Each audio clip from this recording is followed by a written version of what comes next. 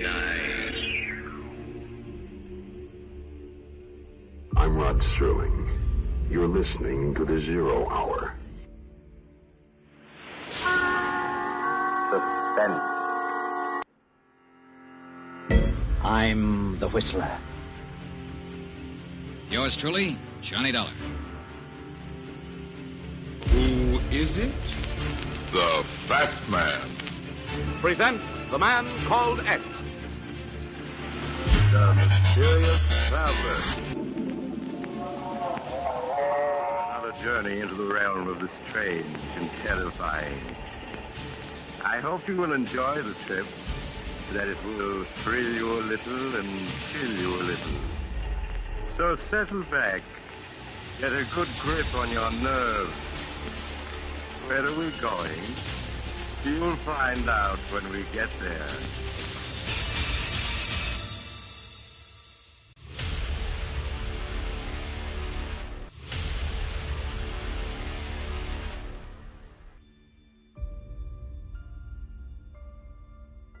Hello everyone, and welcome to Drama and Theater, brought to you by Duane Old Time Radio.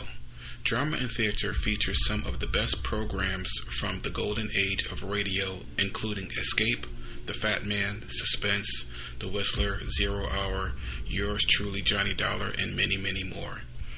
Before we start today's drama, if you enjoy what I'm doing, let me ask you to subscribe to my channel. Subscribing is 100% free, and you will receive notifications on new posts. Lastly, if you have a moment, write a short 1 or 2 sentence review or give a rating on your preferred podcast service. A positive review or rating would help me out a lot. And now, on to the drama. And thank you for your support, as always. We're going to end the month with Molle Mystery Theater. 2 episodes from Molle. A Crime to Fit the Punishment, December 5th, 1944. And then The Man in the Man in the Velvet Hat, December 19th, 1944. And I got through that, thankfully. Peace. Bye.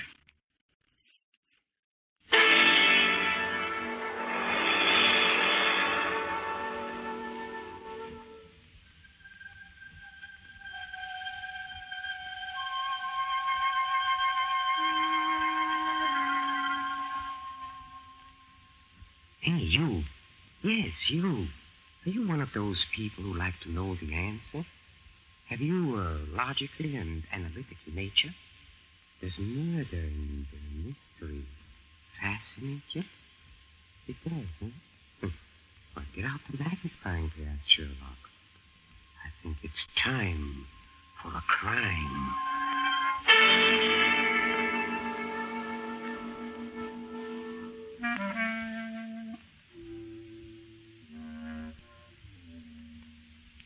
Yes, sure. This is Peter Lorre opening again the doors of the Mystery Playhouse. And tonight, we bring you detective mystery, and you're all invited to try to solve it, along with another amateur dick, a guy named Jonathan Pierce. Mr. Pierce earns his 3 squares a day selling antiques, but his real love is criminology. A hobby that seems to make his life anything but dull. Well, let's give Mr. Pierce a run for his hobby, huh, John? Let's try and beat him to the solution of tonight's mystery. Clues will be all there. So let's look alive now, mates, and get the answers to a crime to fit the punishment.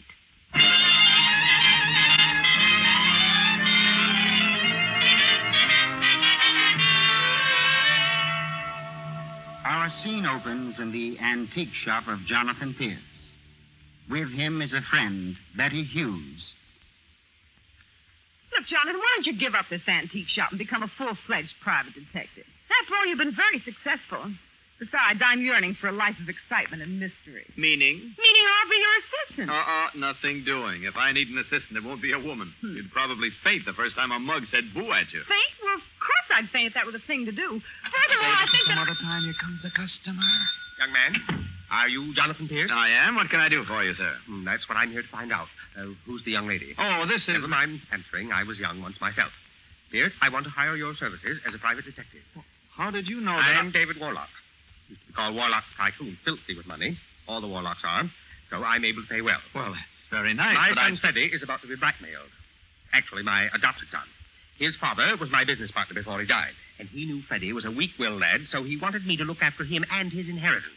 Goes by my name now, and I won't stand for blackmail. Blackmail? Do you have any... Don't interrupt, Pierce. Not through yet. Freddie's been playing around with a young lady named Reese Day, a gambler by the name of Lance Norman. Nothing wrong with women in gambling. Used to like both myself. But these two are bad ones. Oh, and you think they're blackmailing your son? Your adopted son? Going to blackmail him, or rather me. Well, how's that? Well, it amounts to blackmailing him. But they have to come to me because I still control his inheritance. Are you a detective, young lady? Why, no. Well, then don't ask questions and waste my time. Mr. Warlock, what did you mean by saying that they're going to blackmail you? Well, I had a phone call yesterday, just after I got back from Mortonville. From uptown. Mysterious voice said he had something concerning my son which he wanted to sell. Didn't identify himself, but said he'd call again in a day or two. I see. Well, you'll give me a free hand in dealing with this blackmailer? Completely. Now, Pierce, here's a $500 retainer. Oh? I want you to come to my house, meet my son, and the two I suspect of being back of this blackmail scheme. I'll drive you out. All right. Oh, but there is one more question, sir. I've been trying to ask since you came in here. How did you come to hire me? I suppose it's because you heard of my reputation in solving a few little crimes that baffled the police. On the contrary. Never heard anything like that. Oh. Take a bow, Sherlock. Quiet character. Oh, then, well, why, Mr. Warlock? Well, I always liked the name of Pierce. I once was in love with a woman named Pierce 30 years ago. Always hired people named Pierce since then. Chauffeur's name's Pierce, butler's name's Pierce, gardener's name's Pierce. Oh, it sounds very logical to me. It would to you. Now, Jonathan, I want you to come over to my house and size up the situation. Are you ready to go? Oh, I'll say we are. Not you, young lady. You're staying here. Now, listen here, Jonathan Pierce. I'm going to hate you if you turn to one of those big, stronger woman's places in the home, men. Goodbye, dear. Just use some of that slow burn to keep the home fires cooking.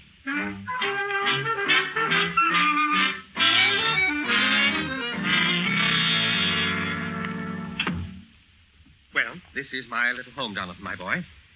That was Pierce who left it in. Oh. I imagine that we'll find Freddie and his friends in the library, so come. Right? I'll leave you with them for a few minutes so you can size them up. Well, how are you going to explain me to them, Mr. Warlock? Oh, don't worry about that. Now then, here we are. Well, good afternoon, everybody. I want you all to meet a young friend of mine, Mr. Jonathan Pierce. Jonathan, this is Miss Rita Dane, Mr. Lance Norman, and my son, Freddie Warlock. I'll leave you to get acquainted. Goodbye. Well. Not so well. It would seem that Mr. Warlock does not exactly possess the delicate touch. He is screwy. Who are you, chum? Oh, I thought you knew. Well, I'm Jonathan Pierce. And you're Lance Norman, the Lido Club. Fast gambling for fast people. And what do? You don't look like a bodyguard or a keyhole snooper. Oh, I haunt houses.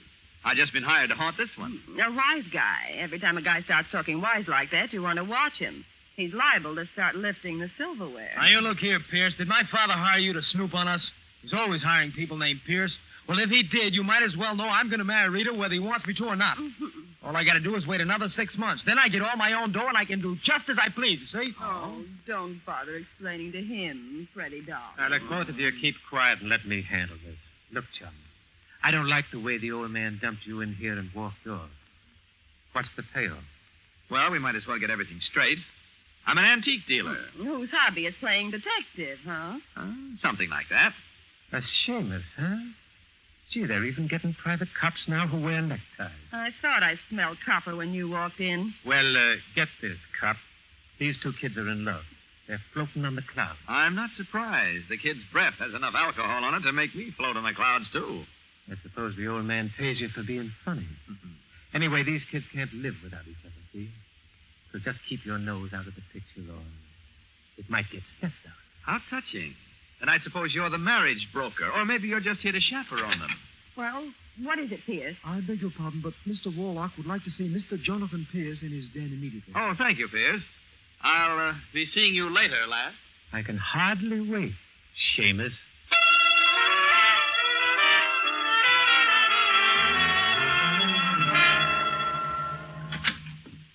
You wanted to see me, Mr. Warlock? Yes, Jonathan.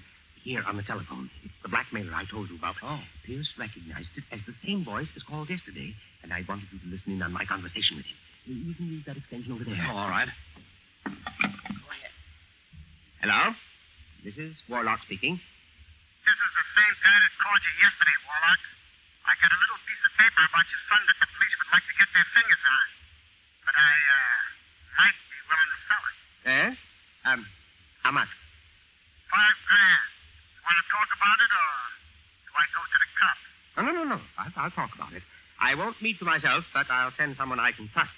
You name the place. Okay. Send a guy to 4527 Fernando Place. Tell him to ring the bell under the name of Clip Matson. I'll let him in. If he's got the $5,000, we'll talk. Are you Mr. Matson? Never mind who I am. Just do as I say.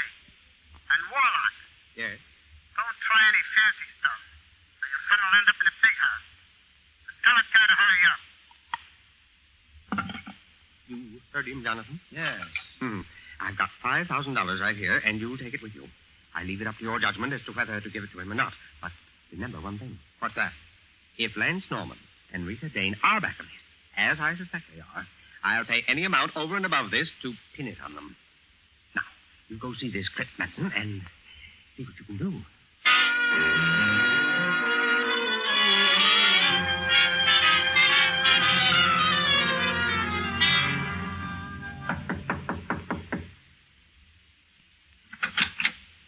Yeah? What do you want? Are you Clip Matson? Maybe I am, and maybe I ain't. What are you selling, Mac? My name is Jonathan Pierce. I'm representing David Warlock. Oh, okay, I'm Matson. Come in. Did you bring the dough? Maybe. First, I want to see what you're offering to sell. And while you're at it, Matson, maybe you'd like to make another $5,000, all for yourself. What do you mean? I mean that the name of the man who's working this with you is worth another $5,000 to you. I don't know what you're talking about, Mac. There ain't nobody in this with me. Oh? I just found this. This information I'm offering to sell, that's all. Well, they tell me it gets awfully lonesome up in Sing Sing. Now, wait a minute, Mac. You don't want to talk like that to me. I might get scared and decide I ought to turn this over to the cops. Maybe I ought to anyway. Suit yourself. We're really more interested in getting the name of the man back of you than in anything else. I might be able to raise the price a little. But I tell you... Hey, what's the idea of walking in here, mister? What's going on? Oh! You suck Pierce. What's the idea? Okay, I got my hands up. Hey, take it easy with that gun. No! Oh. You...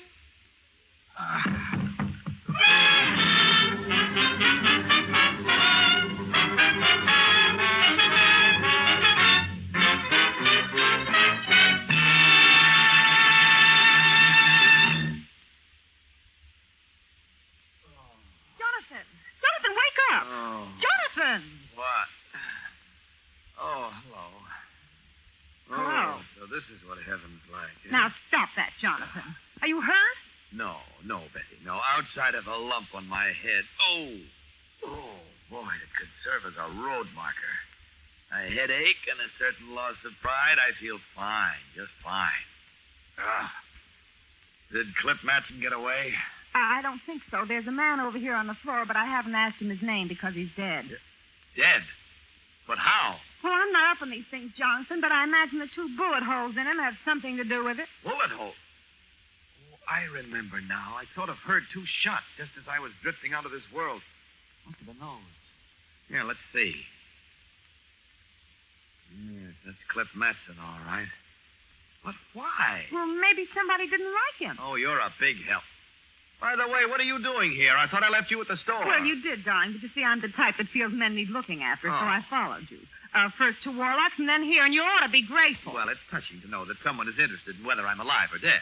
Jonathan, what happened? Well, I was talking to Clip there. He was the guy who was trying to blackmail Warlock.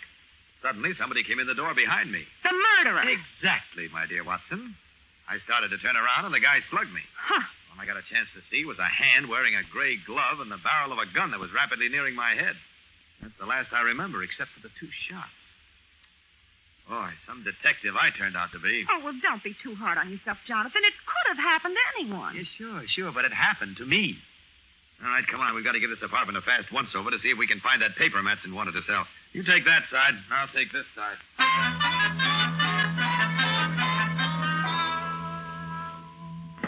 Well, I finished my side, and I found nothing incriminating, except to your Cliff Matson. He's not my Cliff Matson. I drew a blank here, except for one thing. A check signed by Lance Norman. Lance who? Lance Norman. That's the gambler Warlock thinks is back of the blackmailing. All right, come on. We're going to see Mr. Lance Norman at the Lido Club. But I haven't got my chips with me.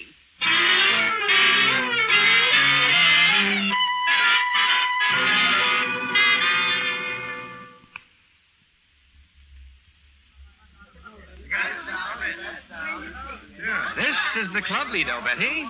If you look around you, you'll see half the elite of our city busily engaged in losing their shirts to Lance Norman.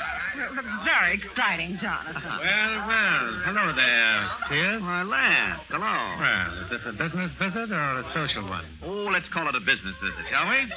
Is there some place that I can talk to you? Why not?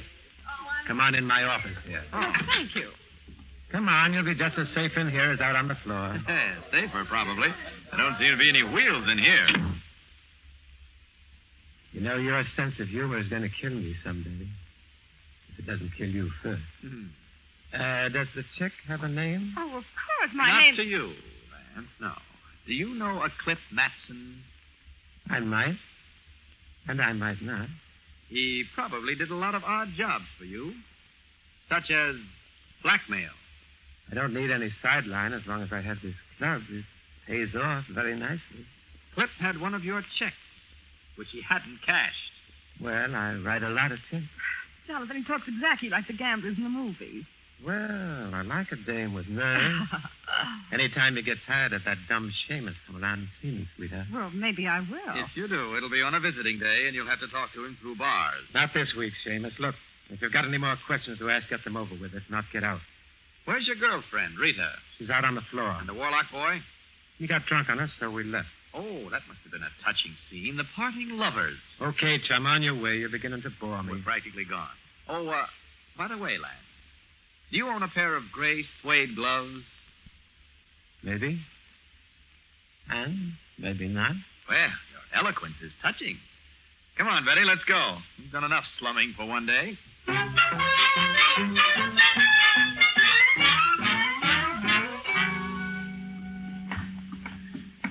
What you think you're up to, Jonathan Pierce?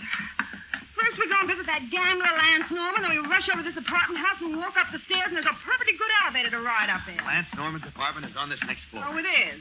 We didn't find the blackmail evidence in Cliff's apartment, so now we're going to look in Lance's. There we are. Now, to see if this skeleton key works. How do you know there isn't somebody in there? Lance lives alone, and the apartment is dark. I looked from the outside. Now, don't bother me.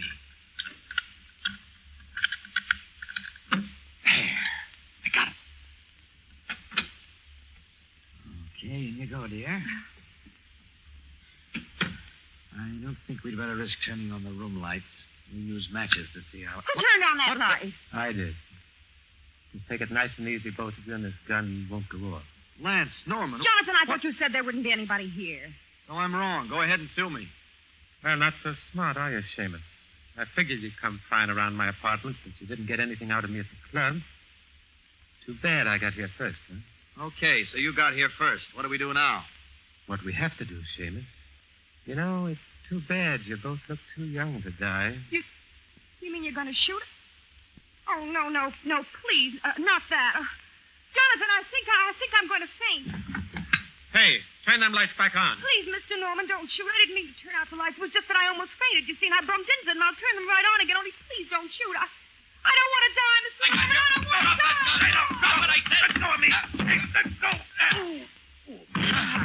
That was nice work, Betty. Thank you. You can turn the lights on now. Our friend won't bother us anymore. Oh, boy. Come on, now, let's search the place. You take that side of the room, and I'll take this. Jonathan, what did you Why? Well, I think I found something then. There's a marriage license here made out to Lance Norman and Rita Dane, dated 2 years ago. Good. I found something, too. Come in here, Betty. Oh, what is it, Jonathan? What we're looking for. Look, this was in an envelope with Warlock written on it. It's a photostat of 2 sets of fingerprints exactly alike. And a newspaper clipping from an out-of-town paper dated 2 weeks ago. Well, what's it say? I'll read the clipping to you. Mortonville, New York. Sometime last night, thieves broke into the Mortonville Third National Bank and made off with more than $10,000 in cash. The thieves left no trace behind them except a small metal case which probably held some of their tools. Fortunately, the Mortonville police were able to get a clear set of fingerprints from the case. They have not yet been able to identify the prints. A bank robbery. Yes, and one set of prints on the photostat is labeled prints taken by the Mortonville police. The other set is labeled fingerprints of Freddie Warlock, and they're identical. You mean that the son robbed the bank? Then... Oh, Jonathan, maybe he's the one who murdered that... I'm beginning to see a lot of things I didn't see before. We're going over to the Warlock house, but in a hurry. Come on.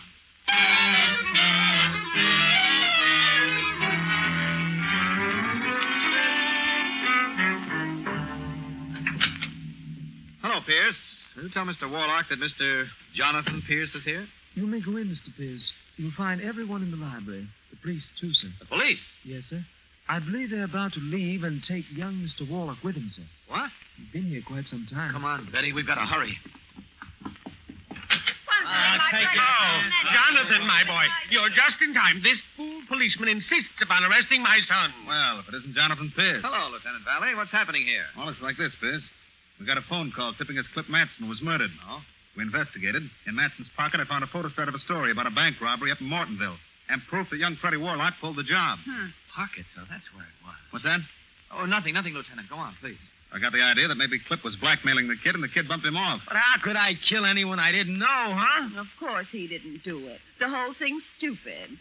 Freddie was with us all afternoon and dead drunk when we left. Weren't you, Freddie?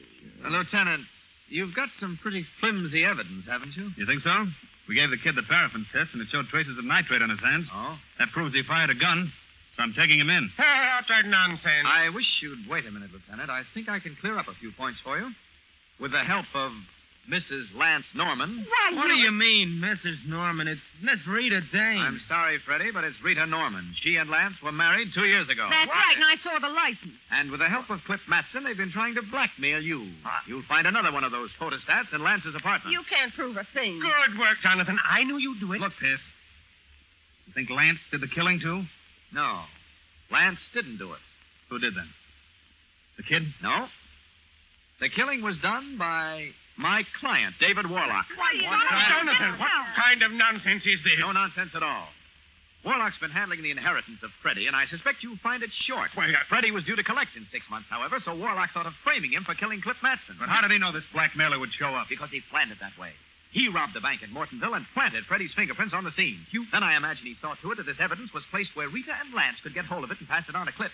The blackmailer was to be killed and Freddie framed for it, and I was called in for window dressing. It's an utterly fantastic story. Fortunately, no one will believe it. Jonathan, this sounds awfully pat. Well, certainly it's pat. It was planned to be a way to eliminate Freddie. A crime to fit the punishment. I don't know. What about the paraffin test on the kid? Simple, Lieutenant. The kid's drunk and out cold. So all Warlock has to do is take some dirt, rub it on the kid's hand, and there's your traces of nitrate. That's right. You got any proof of the rest? Well, the motive should be easy to check. Warlock made a slip today about being in Mortonville. Then I imagine you'll find a pair of gray suede gloves in Mr. Warlock's room, and the gloves should show traces of nitrate. Finally, Warlock was the only person who knew I was going to meet Matson. Very clever, Mr. Pierce. But let's see if you can outsmart this. A gun! Just like in the movie. Now, look, Mr. Warlock. Shut up. Get away from that door, Lieutenant. I'm leaving. Oh, Jonathan, I think I'm going to faint. What, again? Of course you don't. Oh, yes. Go right ahead. I'll catch you. What is this? None of your tricks, you. No tricks, Mr. Warlock. I just can't stand the sight of a gun. Oh. Turn those lights back on. Like this, Mr. Warlock? Okay, Betty. Lights, please. Coming up. Holy smokes. Warlock is out cold. The gal faints and Pierce conks Warlock. A very nice trick. Well, think nothing of it. We do it twice a day. Yes. Well, I think that clears up your case, Lieutenant. And as for you, sweetheart, you asked me a while ago for a job as my assistant. The job is yours. Your assistant? Are you kidding? This detective works such a cinch, I'm going to business for myself.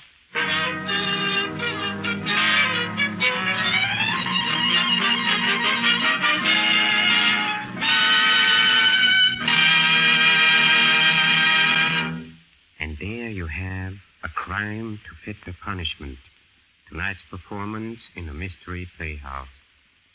How did you come out, huh? You put the finger on the right guy? No? Oh, don't be discouraged if you didn't, because the only people who consistently get the right answers are the ones who write them. Oh, speaking of writing, don't forget that we still like to hear from you. Just address us, Mystery Playhouse, Armed Forces Radio, Los Angeles, USA. Oh, while we are on the subject, I'd like to say a word or two about B-mail. I just finished reading a few facts that I'd like to pass on to you. Did you know that your V-mail letter has priority over all other mail? That's right. The only mail that always flies. It's never delayed or left behind because of lack of plane space. So it looks to me like a smart thing to do is for everybody to use it all we can, especially since use of V-mail definitely helps shorten the war. Oh, I almost forgot about our trip to the green room. Come on, we better get down there right now and listen in on our next Mystery Playhouse performance. All right, please. Come.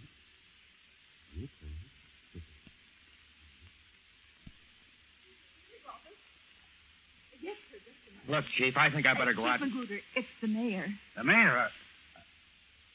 Martin, you stay here, then. Yes, Mr. Mayor. How'd you hear about it so fast? Well, I suppose the newspapers will make a big... But I'm doing everything I can. Oh, Reynolds, eh? Well, why should he... Yes, Mr. Mayor. Yes, Mr. Mayor. Goodbye. What goes, Chief? Plenty. Whole town is upside down. Relatives are jamming the morgue, trying to identify the dead. The Citizens Committee is planning a mass meeting tomorrow to demand action. Every newspaper in town is roasting the city administration. What do we do, Chief? Do? You do nothing till you hear from me. Miss Myers, my hat. Where you going? The mayor's office. The mayor and I and that columnist Reynolds are going to have a little conference. Reynolds? Yeah. The mayor seems to think Reynolds knows more about this thing than the police department.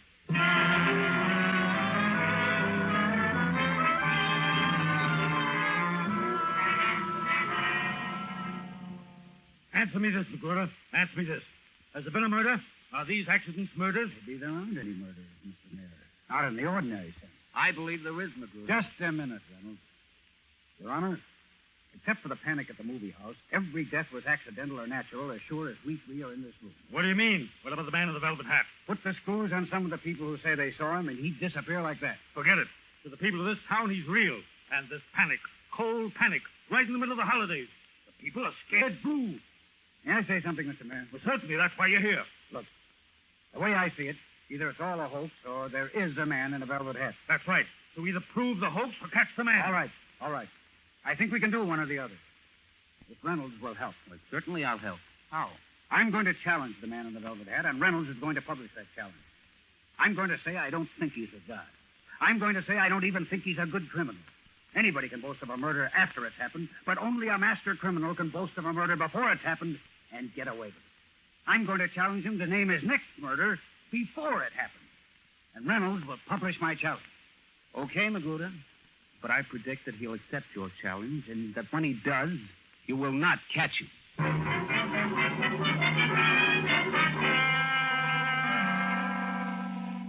And in his newspaper column, December 24th, John Reynolds says, a challenge from the police commissioner of New York City to the man in the velvet hat.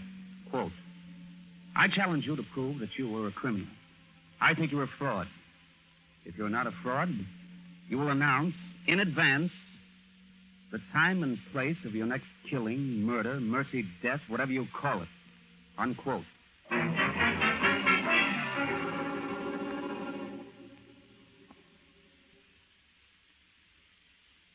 Hello, this is Reynolds of the Dispatch. Give me the commissioner. Please hurry. Well, just a minute, Mr. Reynolds. Hold on. Yeah? Magruder, Reynolds. Yeah, Reynolds. I got an answer from the man in the velvet hat. You got? What's he say? He says at precisely 9 o'clock p.m. on Christmas Eve, a man will die poisoned in front of the Times building on Times Square. He says, quote, after this, I will move again in silence, for only those without faith need signs. That's all. 9 o'clock Christmas Eve in front of the Times building by poison. That's what he says. Okay. Thanks.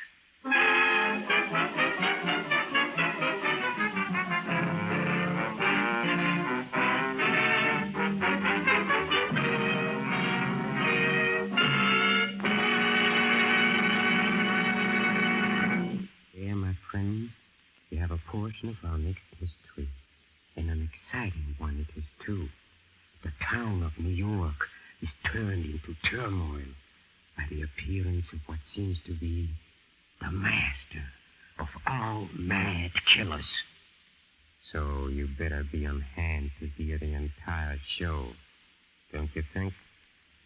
Yes, I think we can give you the creeps when you join us the next time for The Man in a Velvet Hat. This is Peter Lorre, closing the doors of the Mystery Playhouse.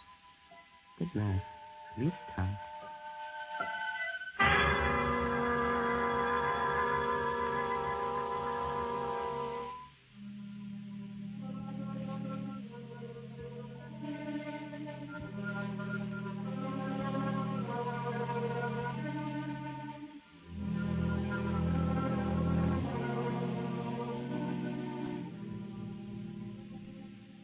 This is the Armed Forces Radio Service.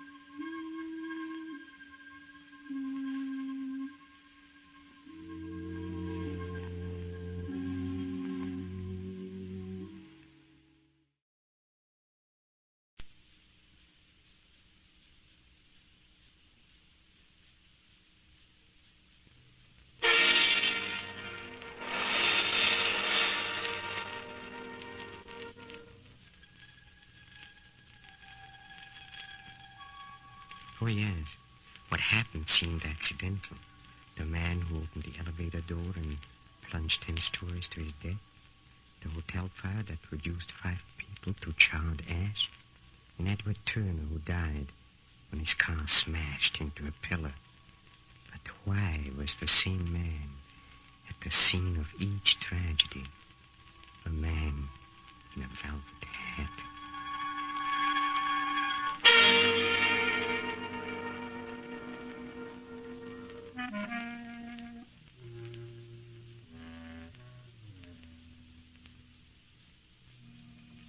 Hello, creeps. This is Peter Lorre, opening the doors of the Mystery Playhouse. Would you like to hear the story of a mad killer who murdered with one hand while holding the Bible in the other? Sound intriguing, huh? Well, if it does, stay with us for the next 30 minutes as we bring you an exciting mystery tale by Jerome and Harold Prince. These talented brothers have evolved a strange and stirring story that should keep you on the edge of your seats throughout. So settle yourselves in them now as we raise the curtain on The Man in a Velvet Hat.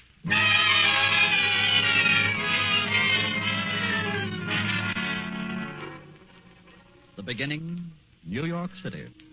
An office building in the financial district just off Wall Street. Sometime after closing hours, Tuesday night, December 15th. An office Christmas party for out-of-town salesmen. The party is being held on the 19th floor in room 1906.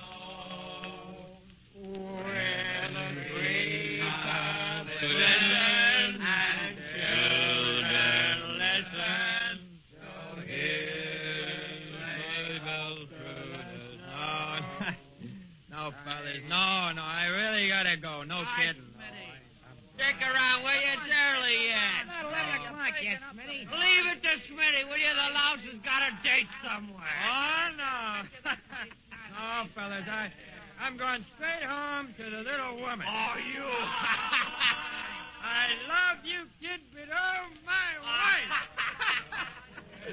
Well, Merry Christmas, you guys. Merry Christmas, Smitty. Stick with it, boy. Stick with it, fellas.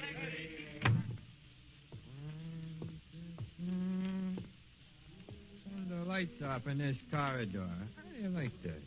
Where's that night bell for that elevator? Where's that elevator? Doorbell indicator. Well, here's the elevator right here. Just open the door and...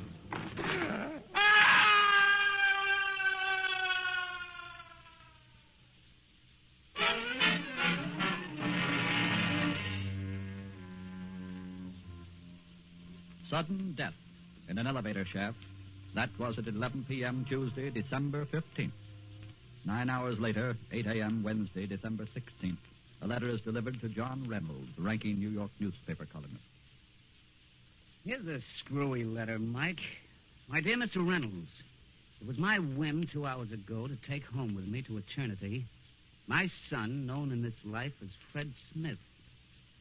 Well, what do you know about that? Was it signed? No, but look. Capital M on my and me. Just as though the guy writing the letter thought that he was God. Hey. Yeah? I just think I'll put in a routine check. See if any guy named, Fred Smith was knocked off in the last couple of hours.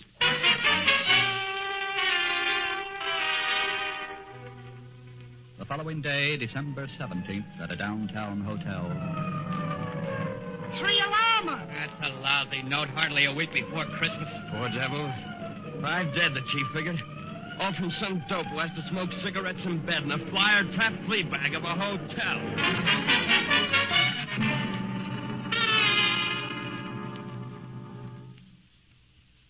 Mike. Yeah? Mike, look. Another letter. Listen. My dear Mr. Reynolds, 5 have been purified by flames and are at peace within my heart. Hey. Mike, have you any word of any big fires today? Why, yeah, there was a 3 alarmer in a hotel downtown, just east of Broadway.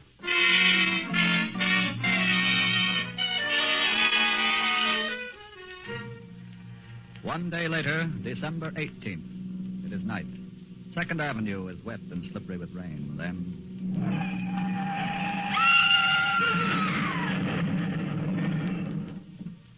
What happened? That car, see? Into the cellar.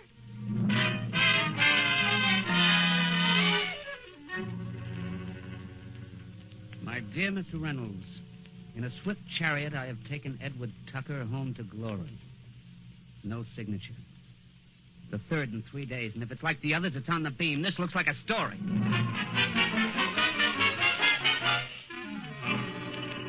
The following day, December 19th, John Reynolds sets out to investigate. I'm Reynolds of the New York Dispatch. Is this the building where Fred Smith was killed 4 days ago? That's right. Were you on the night elevator the night Smith fell down the shaft? Yep. Drunk as a coot he must have been. Listen to me. On the night that Smith was killed, did you take anybody up to that office Christmas party who didn't belong there? A stranger? No, sir. Are you sure? Sure, I'm sure. Now, look. See this $50 bill? $50? Gee. Go on, take it. It's yours. Gosh. Now come clean. Who was the stranger? Oh, maybe you mean the tall guy who came in at a 11:15. That's the one. Well, I tell him the party's on the 19th floor. He doesn't answer, just nods. So I take him to the 19th and I let him out. What'd he look like? Ah, you got me, Mr. Reynolds. I didn't... You must have seen his hat. What kind of a hat did he wear? Oh, yeah. Black. It was old and fuzzy. Fuzzy, like old velvet? If you say so, Mr. Reynolds. If I say so, no. Was it like velvet? Okay, Mr. Reynolds, okay. A velvet hat. Yeah, a man in a velvet hat.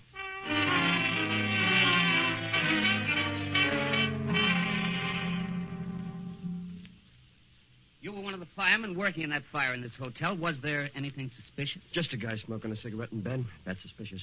Pure accident. Did you happen to see a man in a black velvet hat hanging around outside the ropes when the fire was blazing? Black velvet hat? That's it. Black velvet hat. It was raining that night, and... Sure it was. Yeah. There was a guy. And he was wearing a black velvet hat. Do you remember, fireman? Do you remember?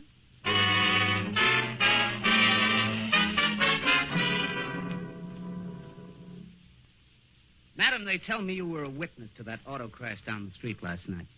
That's right. What about it? Was anybody else around last night when that car slammed into the pillar? What if there was? Look, did you happen to know who the man driving that car was? He was Edward Tucker, who was champion midget auto driver. Now, it wouldn't be easy for him to lose control of his car. It was wet. It had been raining. Sure. Now tell me, were there any other witnesses around? A man? A man. He must have been wearing, Well, a raincoat and a hat. a hat. What? Do you remember what kind of a hat he was wearing? Was it dark? Dark? Yeah. Almost black, yeah. Maybe kind of fuzzy? Yeah, that's it. Yeah, fuzzy. Yeah. Almost like it was, velvet. Yeah, a velvet hat.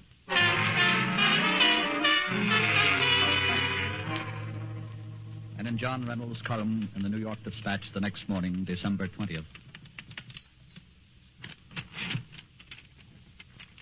3 deaths. 3 accidental deaths. But were they accidental? In every case, an eyewitness tells us of seeing a man in a velvet hat, an apparent madman. A man whose paranoia assumes the form of God's substitution. A man who writes letters claiming the deaths were caused by him. Are the police aware of the reign of this madman? And is the madman lying, or has he done murder?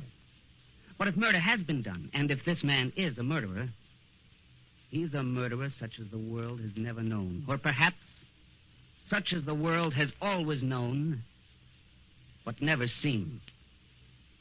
There's no motive for any of his crimes, no evidence of lust or of envy, of passion or of gain. Certainly, if this man is not a god, he has not only successfully adopted the posturing of one, but the psychic attributes as well. Where he walks, death walks. This man may be death himself.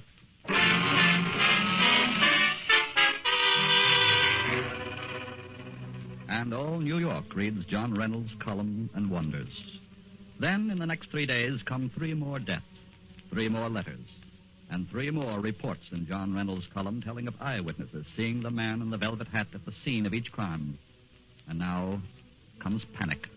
The great city is hushed and frightened, waiting to see who is the next to die. Then on December 23rd, the climax. It was late afternoon at the office for the police commissioner. Chief Magruder confers with Detective Sergeant Martin.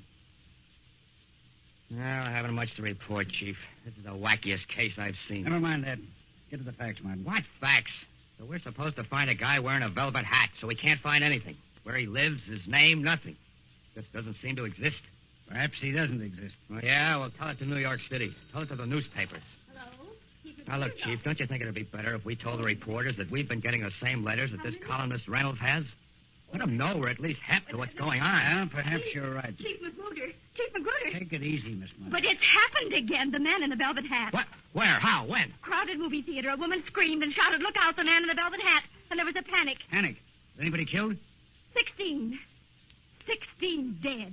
Maybe more. 16. Good Lord. Chief Magruder's office. Yes, sir. Just a minute. Look, Chief, I think I better go out. Chief Magruder, it's the mayor. The mayor? Martin, you stay here a minute. Yes, Mr. Mayor. How'd you hear about it so fast? Well, I suppose the newspapers will make a big... But I'm doing everything I can. Oh, Reynolds, eh? Well, why should he... Yes, Mr. Mayor. Yes, Mr. Mayor. Goodbye. What goes, Chief? Plenty. Whole town is upside down. Relatives are jamming the morgue, trying to identify the dead. The Citizens Committee is planning a mass meeting tomorrow to demand action. Every newspaper in town is roasting the city administration. What do we do, Chief? You do nothing till you hear from me. Miss Myers, my hat. Where you going? To the mayor's office. The mayor and I and that columnist Reynolds are going to have a little conference. Reynolds? Yeah. The mayor seems to think Reynolds knows more about this thing than the police department.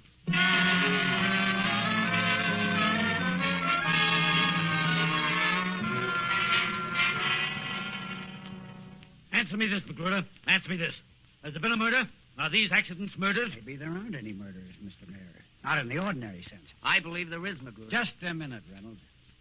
Your Honor, except for the panic at the movie house, every death was accidental or natural as sure as we three are in this room. What do you mean? What about the man in the velvet hat? Put the screws on some of the people who say they saw him, and he'd disappear like that. Forget it. To the people of this town, he's real. And this panic, cold panic, right in the middle of the holidays. The people are scared blue.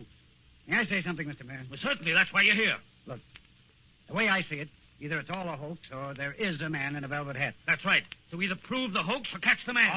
All right. I think we can do one or the other. If Reynolds will help. Well, certainly I'll help. How? I'm going to challenge the man in the velvet hat, and Reynolds is going to publish that challenge. I'm going to say I don't think he's a god. I'm going to say I don't even think he's a good criminal.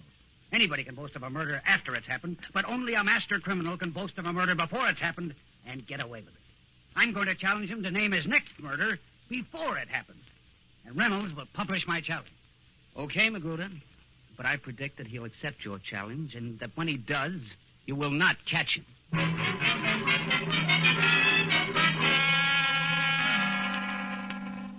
And in his newspaper column, December 24th, John Reynolds says, a challenge from the police commissioner of New York City to the man in the velvet hat.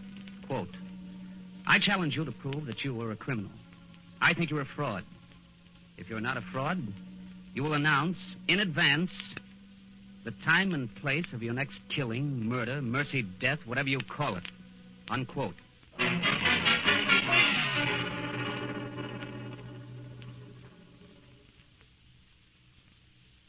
Hello, this is Reynolds of the Dispatch. Give me the commissioner. Please hurry. Well, just a minute, Mr. Reynolds. Hold on.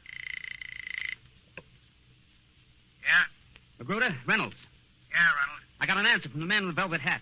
You got? What did he say? He says at precisely 9 o'clock p.m. on Christmas Eve, a man will die poisoned in front of the Times building on Times Square. He says, quote, after this I will move again in silence, for only those without faith need signs. That's all. 9 o'clock Christmas Eve in front of the Times building by poison. That's what he says. Okay. Thanks.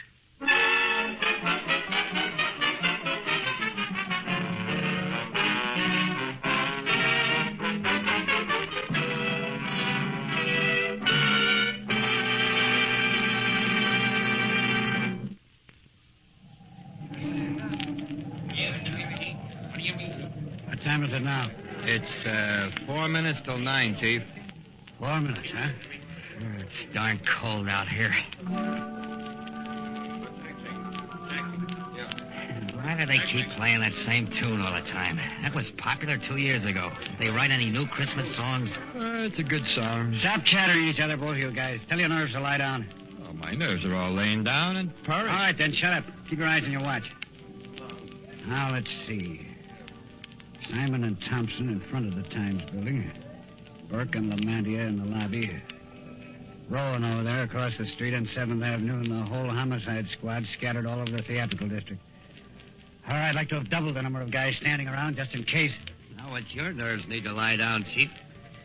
Precisely at 9 o'clock on Christmas Eve, a man will die poisoned in front of the Times building. Hey, Chief, where's the front of the Times building? Where we are here in Times Square, or maybe is it a block back there on 42nd Street? After this, I will move again in silence. For only those without faith need signs.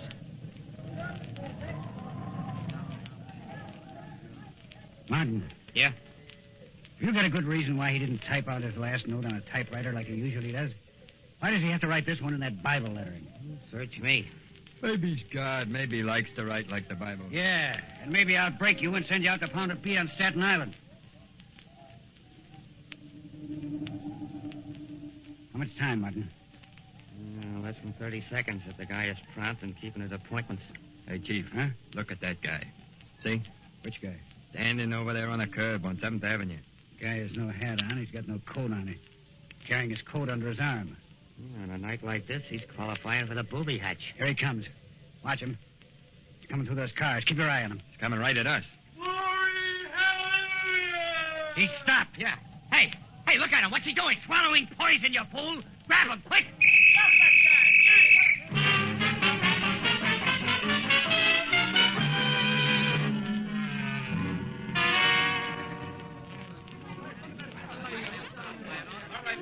Keep the crowd away. Keep them away.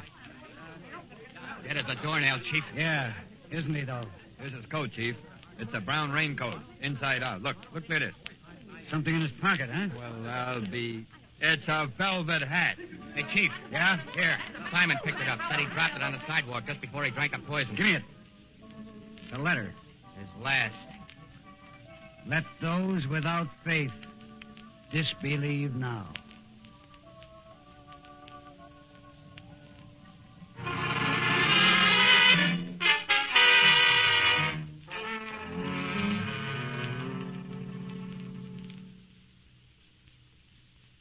You're quite a hero today, Chief Magruder. Hero, eh? Here's John Reynolds' column. Did you read it? No, let's see it. The people of New York City owe a vote of thanks to their police commissioner for his effective... That's right. As for the man in the velvet hat, he was clearly a religious fanatic. There were never any crimes. There were merely accidents. Then the man in the velvet hat sent his letters to both the police commissioner and your columnist, attempting to say he had caused these accidents. Finally, when challenged by Magruder to prove his existence, he poisoned himself rather than admit he was not possessed with supernatural powers. Nice open and shut case, eh, Miss Myers? Yes, sir. Oh, incidentally, the mayor wants you to call him. He wants to thank you personally. The devil with the mayor. Get that columnist, John Reynolds, on the phone. Tell him to get over here right away. I want to talk to him.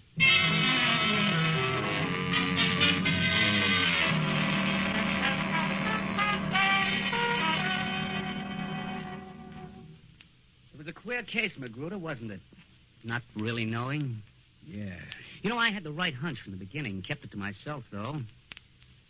You know, it's an interesting study, lunacy. You think so? The funny thing, though, about the lunatic... I mean, you never did find out who he really was, did you? Now, look here, Reynolds. I had you pegged from the start. What do you mean you had me pegged from the start? You heard me. Now, look here, Magruder.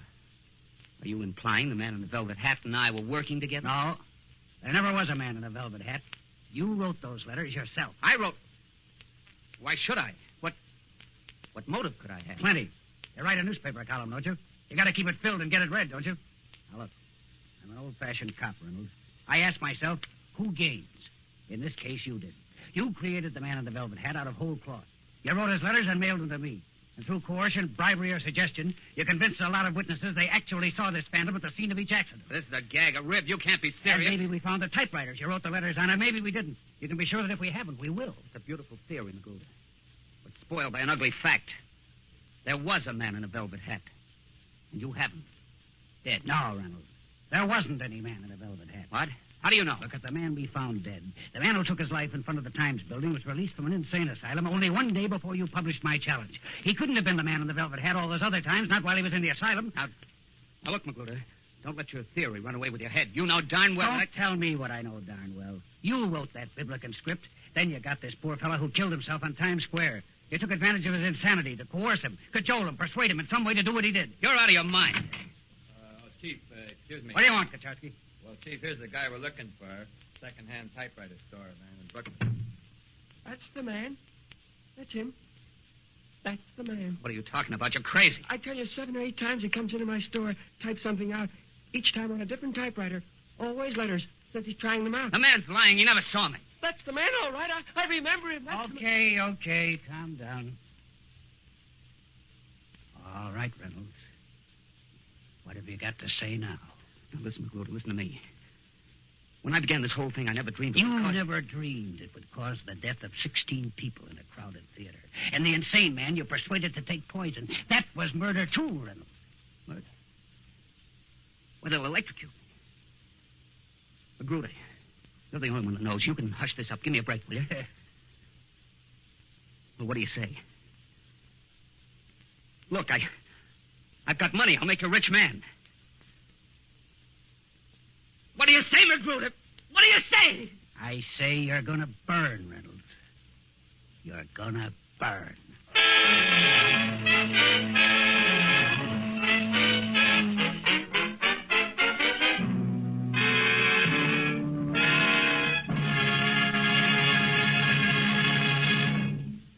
There, my friends, we have the ingenious solution to tonight's Mystery Playhouse performance, The Man in a Velvet Hat.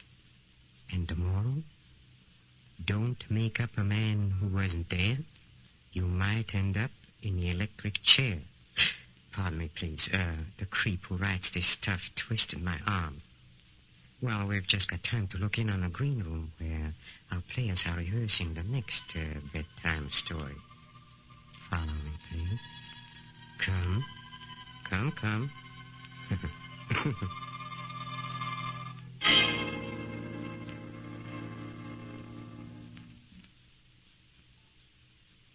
You've got to get hold of yourself, Geraldine.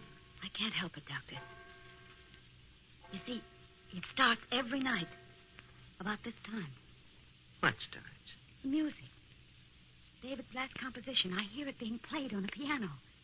And the notes seem to come from the old house, the house where David died in the fire. Well, perhaps someone is playing that piece on the piano. Someone on the island.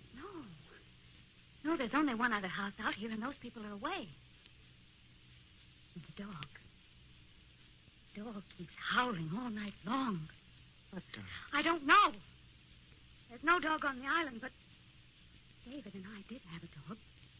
You remember? He stayed with David the night of the fire. He died with him because David was too ill to get out of bed. There it is again. Amazing. That's a real dog. Somewhere on this island. Oh. Do you think so? Why, of course. Probably some stray got across the bridge or swam over from the shore. Well, you see, Oh, excuse me, Doctor. Certainly. Hello? Hello? Mrs. Geraldine Reeves. Yes, speaking. Who is it? Listen.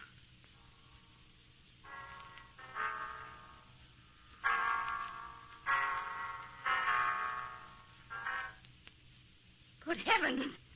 You have 4 hours to live, Mrs. Reeves. 4 hours to live. What? What did you say? Hello? Hello? What's the matter, Geraldine? The music. The same music. I heard it again. What? Over the phone. Someone's playing it on the piano. It must be some sort of a No, prank. a man spoke to me. He said I have 4 hours to live. 4 hours to... Here. Let me have that phone. No, it's no use. He's rung off. Well, we might be able to trace the call. Hello, operator. Operator. Somebody's trying to kill me. Hello, operator. Operator. What's wrong, Doctor? I'm afraid the wires have been cut. We'd better get into my car and drive into town right away. Yes, it isn't safe for me to stay here another minute.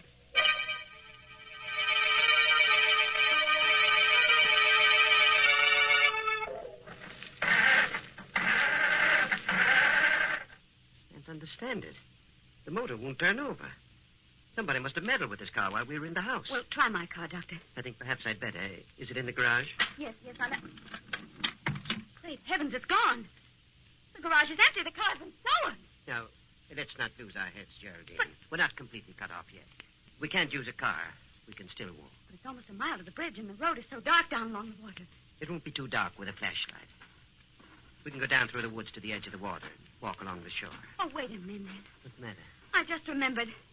David's brother's driving out here tonight. Harvey? Yes, and his wife, Laura. They said they'd be here by 8:30, and if we wait for them, they can take it back in their car. What do you think, Doctor? That's safer than trying to make it alone. If we wait right here, perhaps we can watch the bridge and see them coming. For heaven's sake, Geraldine. What are you staring at? The bridge, Doctor. The bridge, look. This end of it's been washed out.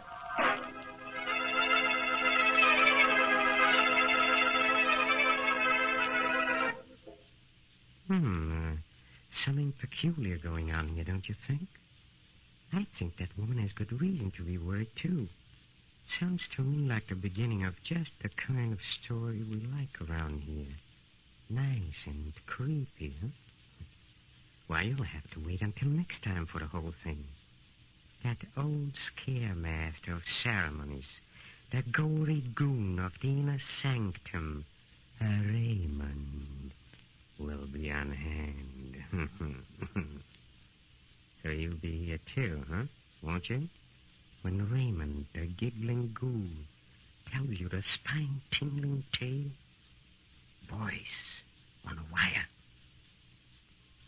This is Peter Lorre, closing the doors of the Mystery Playhouse. Good night. Sleep tight.